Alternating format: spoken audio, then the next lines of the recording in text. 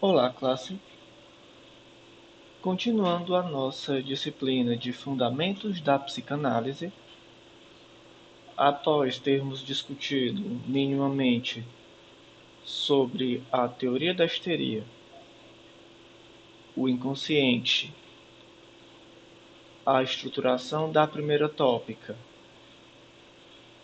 e as formações do inconsciente, xistos, lapsos, atos falhos, sintomas e sonhos, hoje nós iremos discutir sobre um outro aspecto muito importante da teoria psicanalítica, o qual se configura enquanto a sexualidade.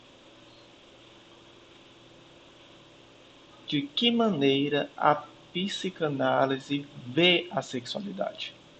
De que maneira ela compreende a sexualidade? Quais são as mudanças operadas por Freud no entendimento da sexualidade? E nesse sentido, na nossa aula de hoje, nós iremos discutir sobre a sexualidade, sobre os perversos, sobre os 3 ensaios da teoria da sexualidade do Freud, e a partir daí nós iremos pensar em um aspecto mais prático sobre qual é o objetivo da educação sexual nas escolas. Por que trazer os objetivos da educação sexual nas escolas? Porque a educação sexual ela vai trabalhar sobre a sexualidade, sobre os aspectos inerentes à sexualidade, uma visão mais ampla de sexualidade. E é isso que nós vemos em psicanálise. Uma visão mais ampla, um contexto mais amplo, uma discussão. Nós precisamos compreender que a sexualidade vai estar para além do ato sexual em si. Então, é a partir daí que eu convido vocês a discutirem comigo sobre a sexualidade.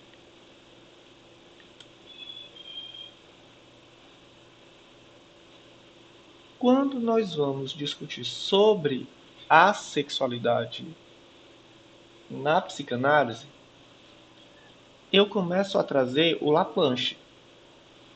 Laplanche irá apresentar que a sexualidade na psicanálise não designa apenas as atividades e o prazer que dependem do funcionamento do aparelho genital, mas toda uma série de excitações e de atividades presentes desde a infância que proporcionam um prazer irredutível ao aspecto da satisfação fisiológica.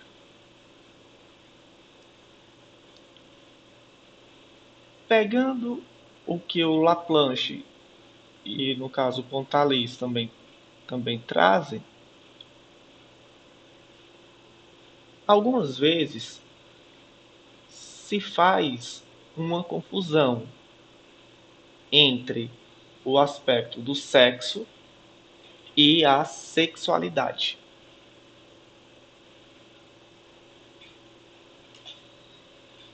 O sexo, o ato sexual e a sexualidade, como se os aspectos da sexualidade estivessem circunscritos ao ato sexual. Quando na verdade não. O sexo, o ato sexual, ele pode ser considerado, ele pode ser encarado como uma das formas de expressão da sexualidade. A sexualidade, ela não se resume ao ato sexual. A sexualidade, ela é um conceito mais amplo do que o conceito de sexo, do que o conceito de coito, do que o conceito de cópula. A sexualidade humana, ela é mais ampla.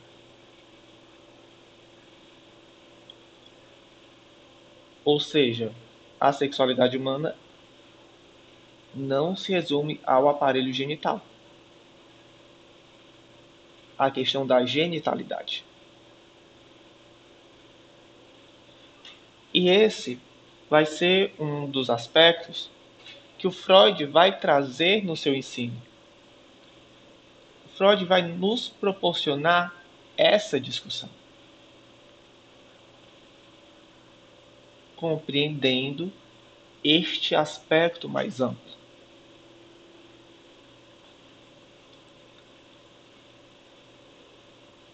E contudo, quando Freud vai nos trazer esse aspecto da sexualidade, para que nós possamos até compreender ou ver a atualidade da escrita do Freud,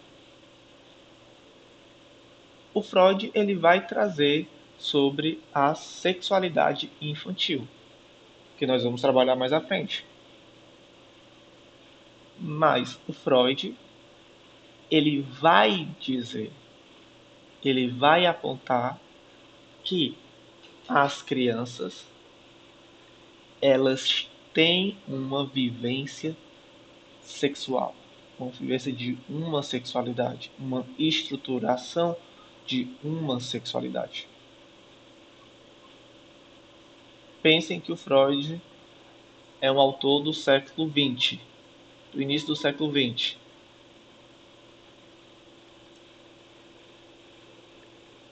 Pensem em como é para vocês hoje escutarem alguém dizer que as crianças elas têm uma sexualidade.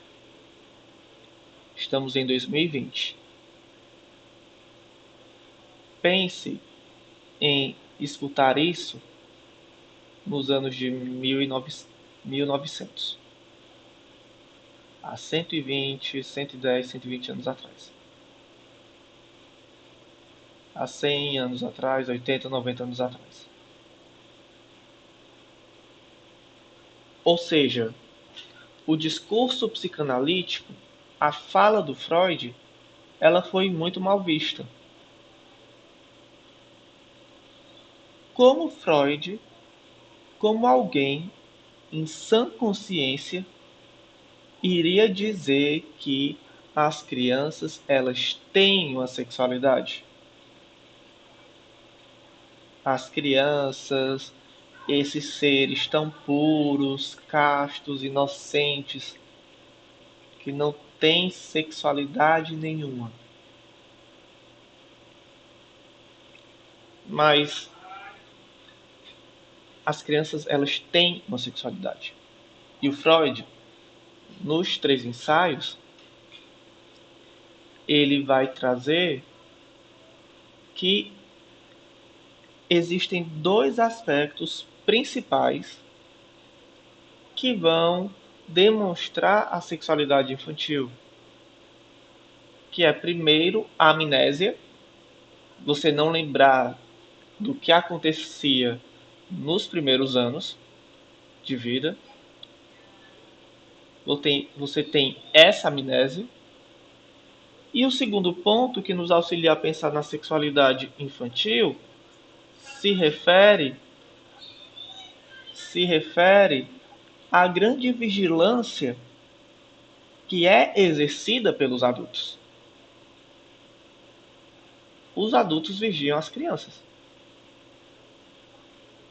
Os adultos percebem essa sexualidade e atuam nesse processo de vigilância. Então, a partir daí, o Freud vai trazer essa conceituação sobre a sexualidade infantil. Durante muito tempo, ele vai ser mal visto. Em alguns casos, até hoje é mal visto. mas ele sustenta essa posição. Porque, lembrem-se, sexualidade, a vivência da sexualidade, não se resume ao ato sexual, não se resume à cópula, não se resume ao sexo. A sexualidade, o desejo sexual, ele tem este aspecto mais amplo. E é sobre isso que nós iremos trabalhar agora. Partindo dessa compreensão mais ampla, que foi proporcionada por Freud e por outras pessoas, hoje em dia, quando nós pensamos na sexualidade, nós a consideramos como um aspecto fundamental na vida humana. A vivência dessa sexualidade. E aí, esta sexualidade vai possuir dimensões tanto físicas, psicológicas, espirituais, econômicas, políticas e culturais.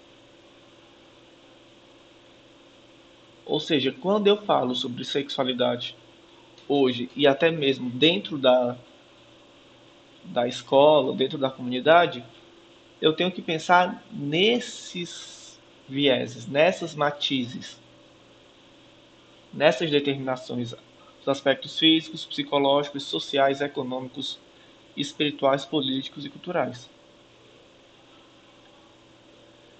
Que as formas de vivência da sexualidade, ela não pode ser compreendida sem ter a referência sobre os aspectos de gênero, pensando nesse aspecto social. E que a diversidade de objetos, a diversidade de locais, a diversidade de expressões é uma característica fundamental da sexualidade.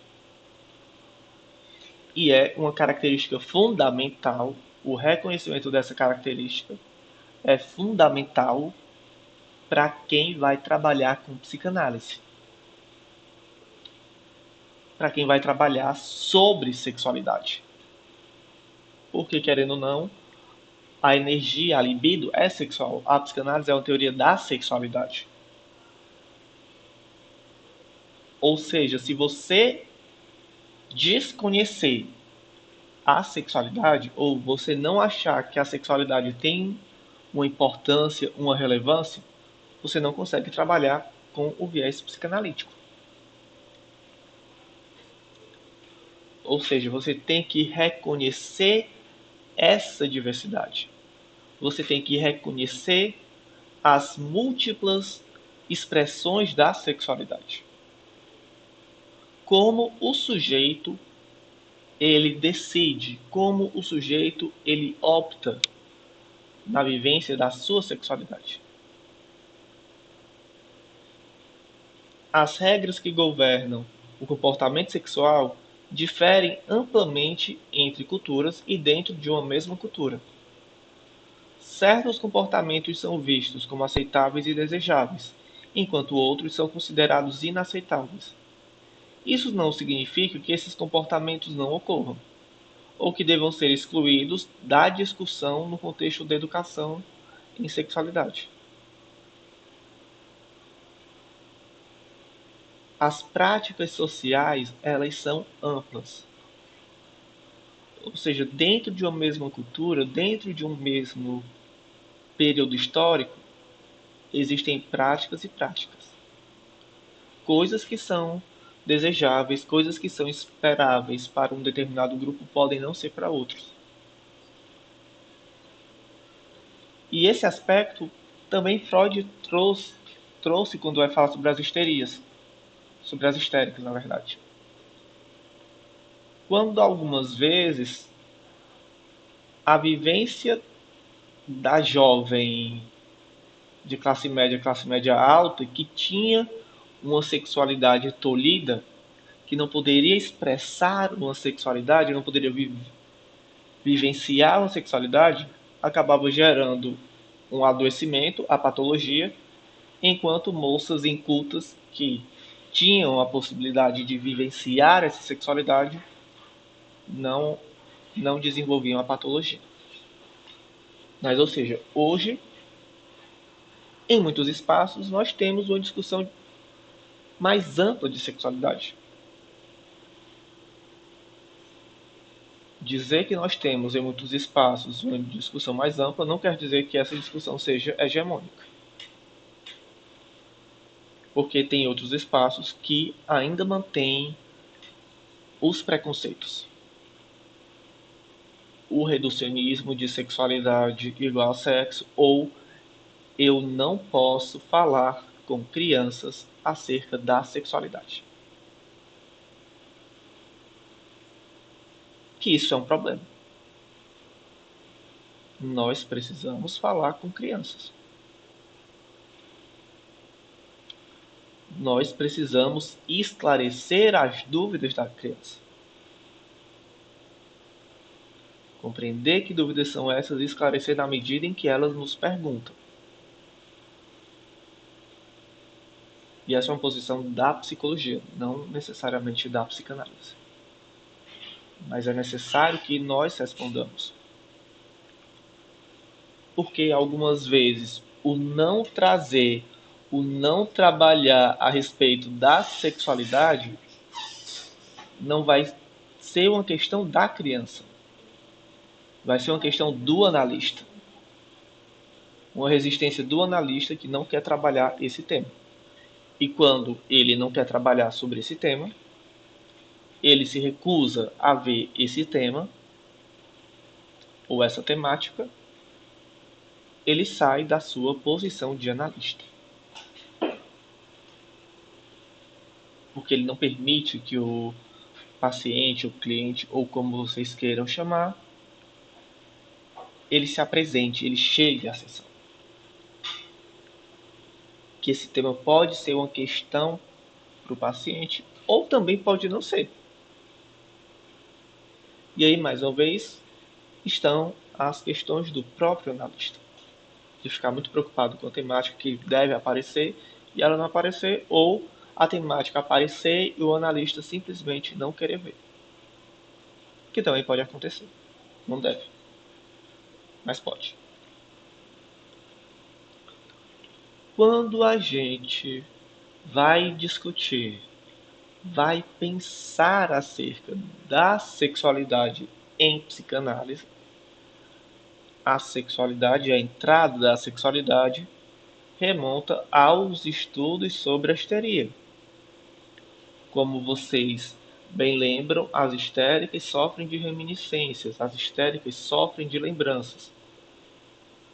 Lembranças acerca dessa sexualidade, dessa sedução. E vocês lembram que um dos motivos do rompimento de Freud com Breuer se dá exatamente porque Freud via a sexualidade e Breuer se negava a ver a sexualidade das histéricas, no caso, a sexualidade de Anaol. Breuer se negava a ver. E Freud não. E aí a sexualidade, ela passa a ser um dos temas centrais da psicanálise.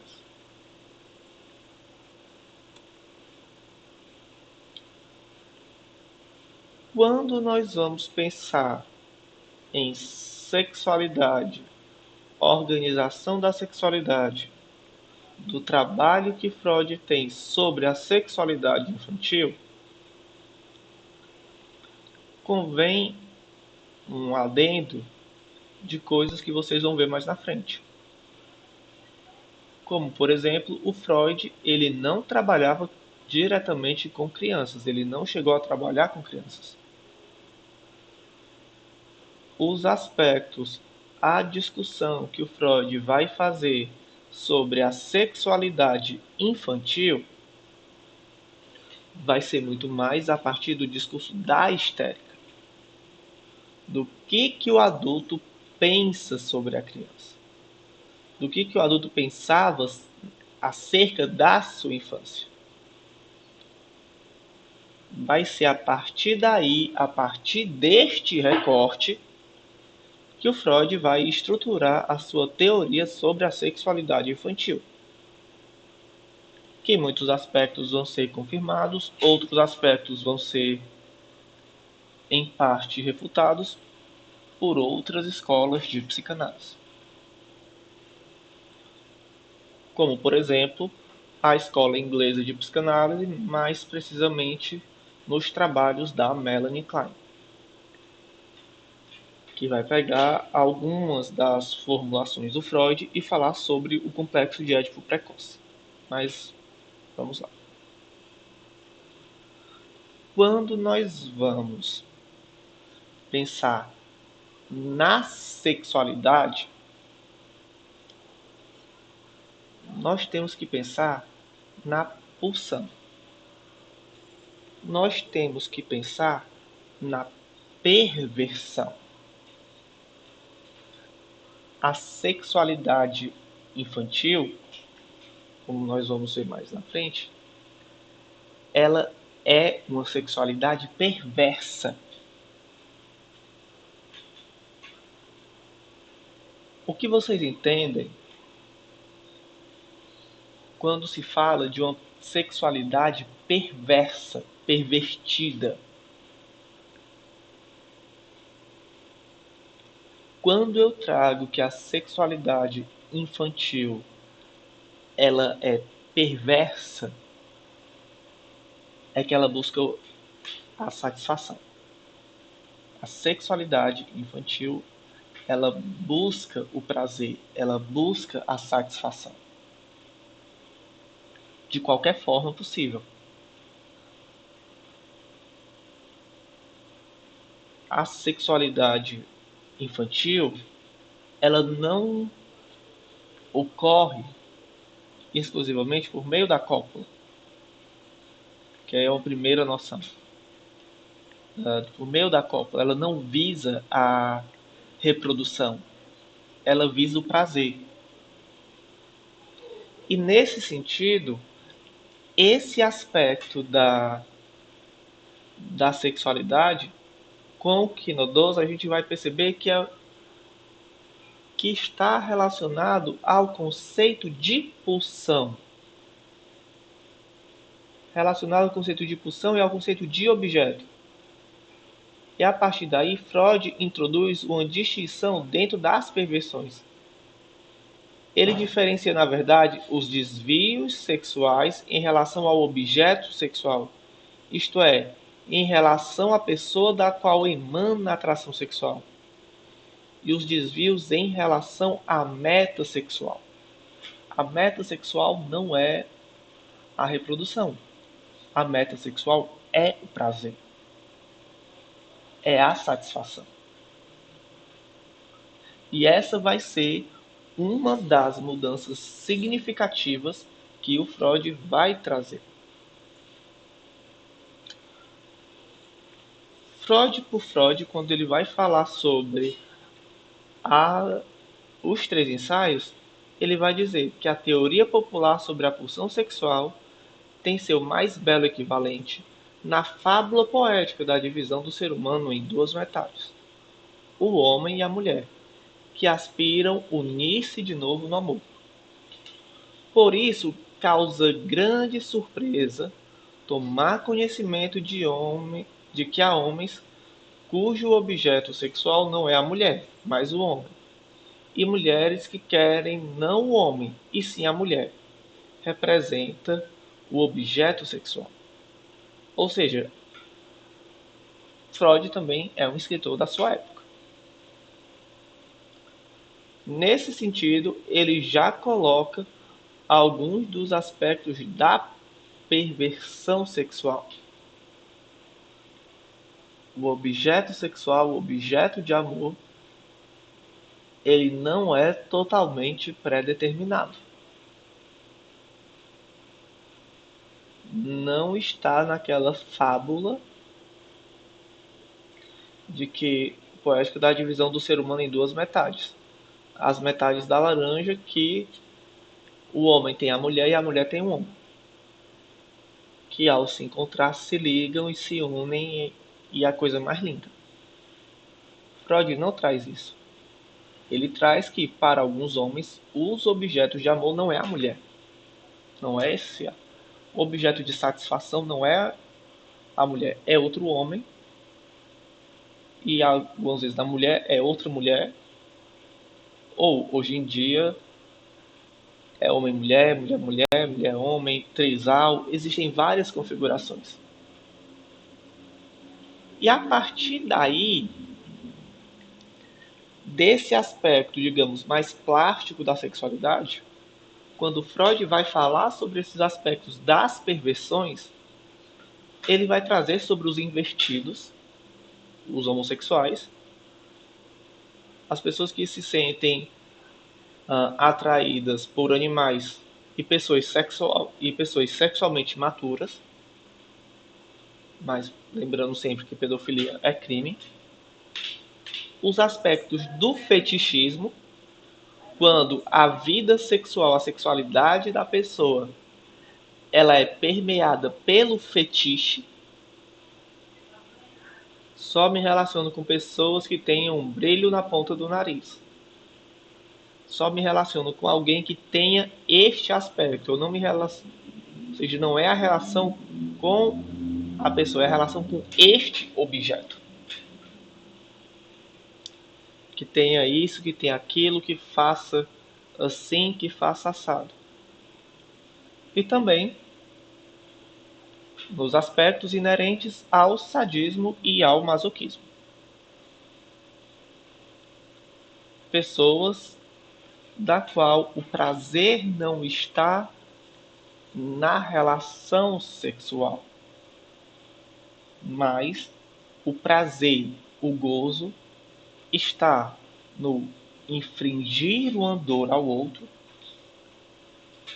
ou sofrer essa dor imposta, e essa imposição entre aspas, pelo outro.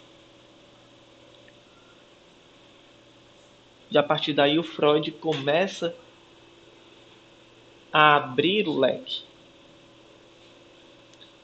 Que a sexualidade humana ela não se resume ao sexo. E que mesmo a atividade sexual ela não é normal. Ela não é regulada.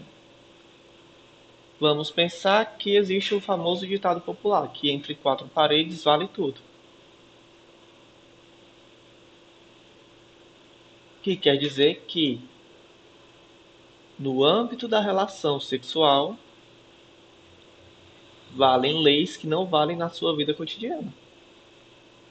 Ou seja, que essa sexualidade, que essa vivência de uma sexualidade pervertida, perversa, que busca o prazer e não a reprodução.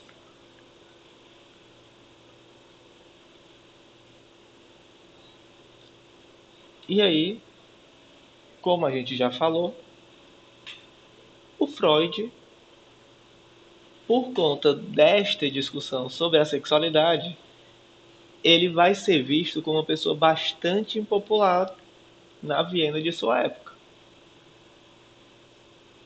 Visto como uma mente perigosa e obscena.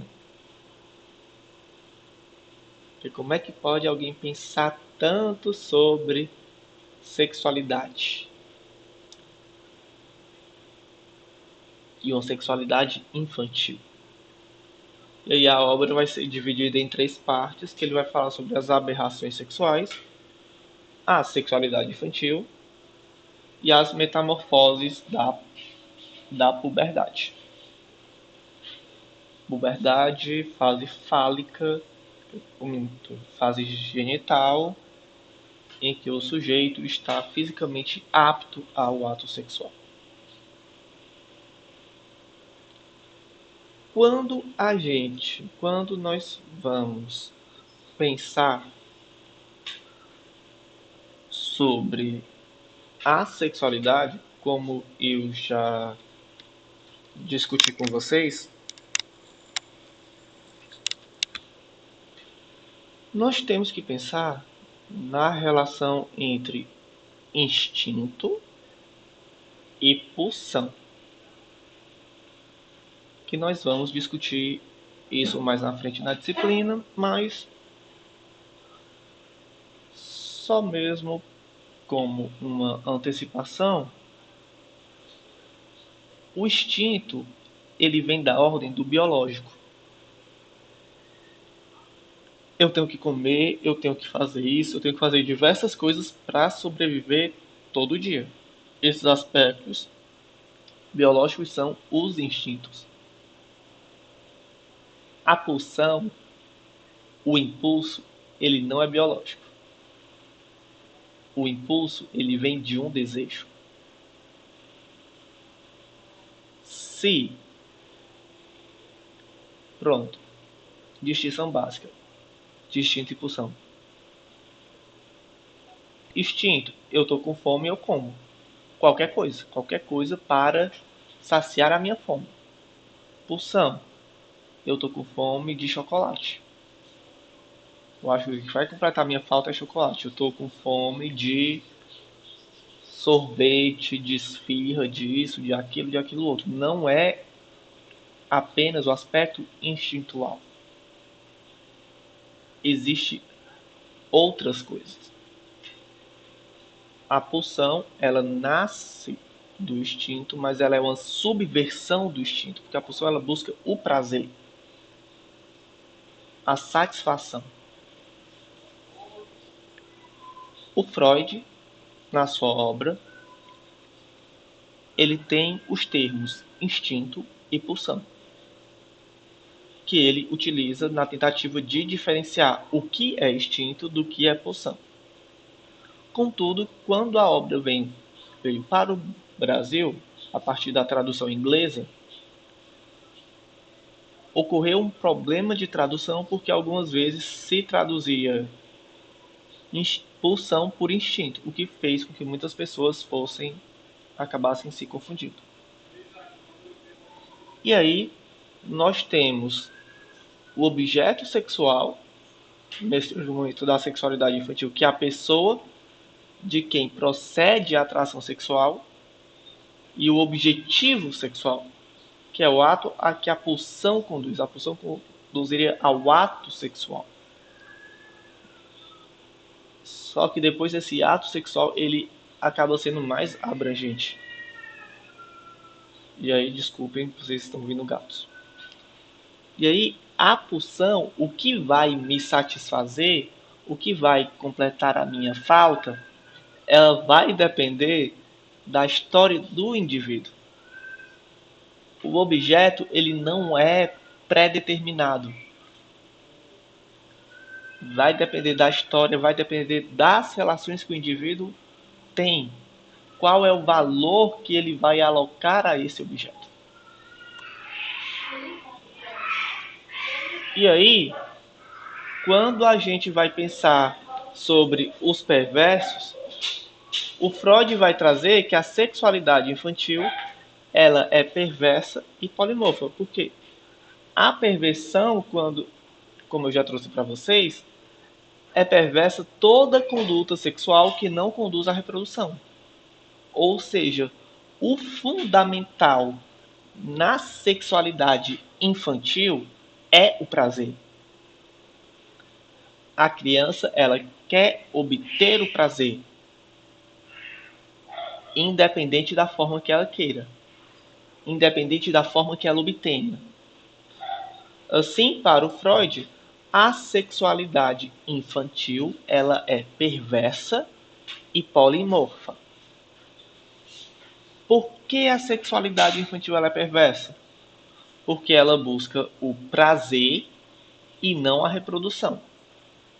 Por que ela é polimorfa? Poli, várias formas. Porque a sexualidade infantil ela pode ser satisfeita de várias formas. E assim, a pulsão ela independe de seu objeto. O objeto é algo que faz parte da pulsão, mas não é dela. Ela precisa de um objeto para ser satisfeita, mas na medida em que ela consome esse objeto não completa a falta. É uma satisfação momentânea que ocorre. E assim, nos 3 ensaios sobre a teoria da sexualidade, o Garcia Rosa vai trazer que na primeira edição dos 3 ensaios, Freud não admitia ainda uma organização da sexualidade anterior à puberdade. Porque o que havia até essa fase era uma sexualidade anárquica, ligada às zonas erógenas. Mas o que são zonas erógenas? O conceito de zona erógena vão ser certas regiões do corpo, sobretudo com revestimento cutâneo mucoso, boca, ânus, pele, as cavidades do corpo, que poderiam ser fonte das pulsões parciais. Ou seja, nós temos diversas pulsões parciais, diversas fontes de excitação no nosso corpo. O nosso corpo, ele pode ser excitável. O nosso corpo, ele busca prazer. E aí é interessante nós discutirmos sobre isso, que o Freud vai trazer na sexualidade, nos 3 ensaios, mas ao longo de toda a sua obra, que nós somos corpo. Nós temos o corpo, nós temos um corpo excitável. Nós temos um corpo erótico, nós temos um corpo sexual. E que, algumas vezes,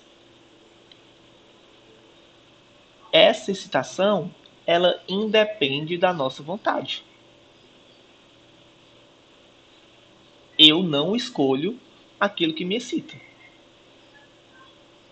Eu posso ser excitado à minha revelia. E assim, voltando, quando nós vamos pensar sobre as pulsões parciais, elas vão se referir às primeiras formas de organização da libido. Que isso vocês vão ver mais na frente na nossa disciplina.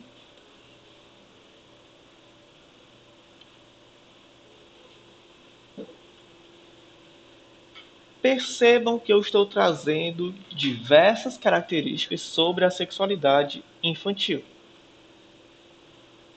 Para Garcia Rosa, nos 3 ensaios, e sobretudo a partir de Para Introduzir o Narcisismo, a sexualidade infantil deixa de ser um termo descritivo, empregado para designar comportamentos sexuais na infância, comportamentos imaturos e parciais, e passa a ser empregado como conceito explicativo, designando a natureza da sexualidade humana.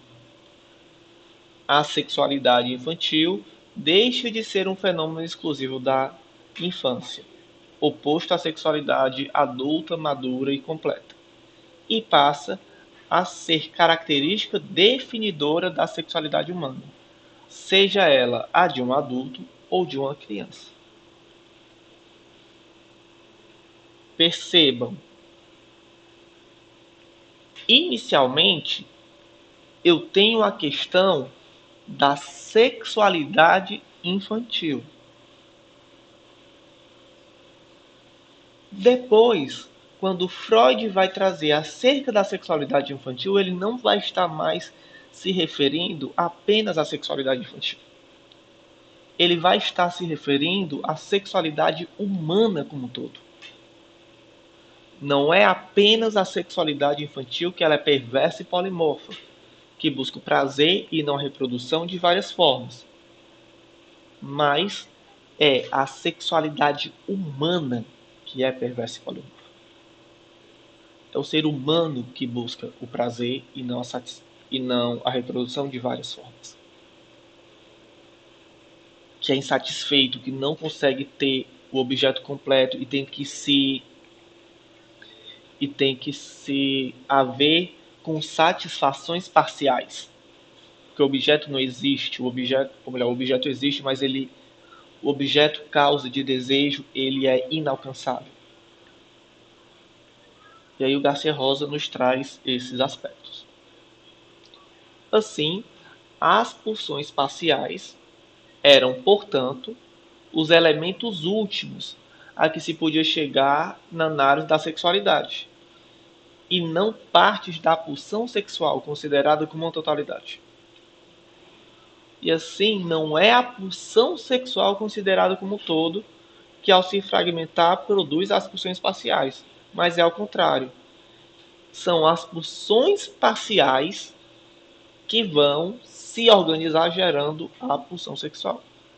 Estas aqui são os elementos primeiros a partir dos quais se vão construir as organizações da libido. E aí, como nós vimos, as pulsões parciais elas se encontram inicialmente em um estado anárquico, desorganizado. E aí, após essa nossa discussão,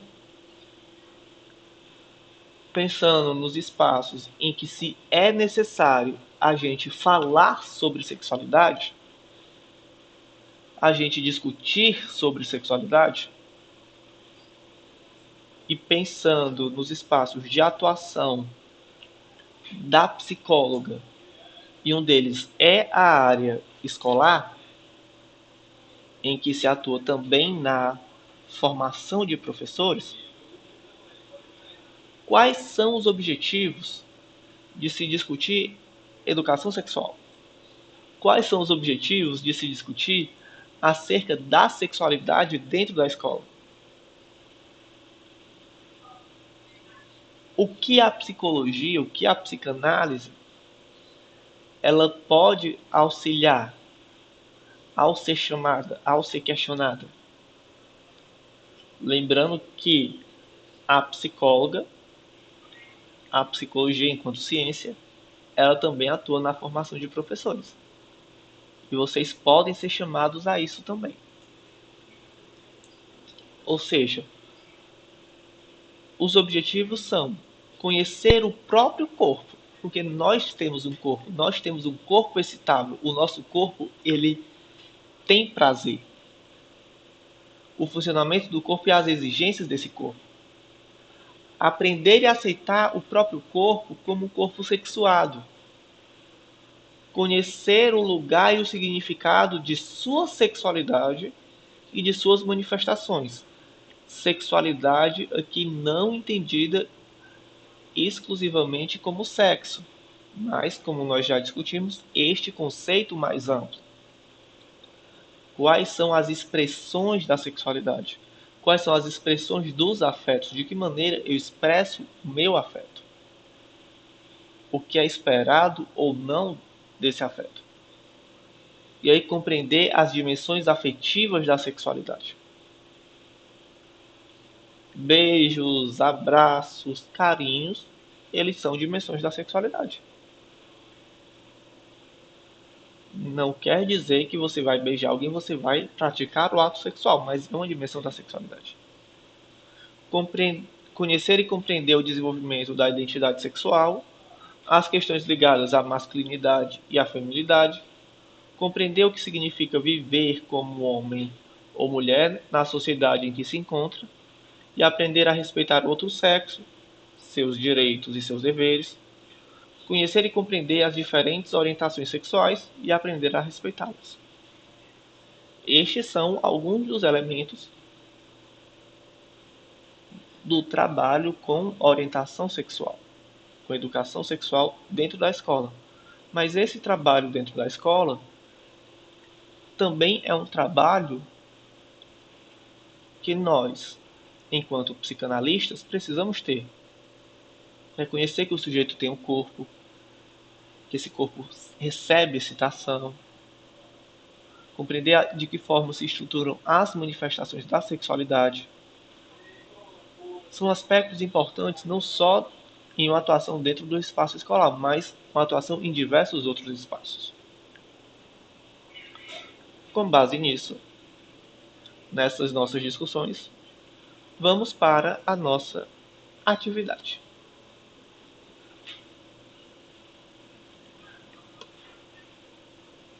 Cíntia, professora da educação infantil, está muito preocupada, pois percebeu que um garoto começou a tocar nas próprias partes íntimas.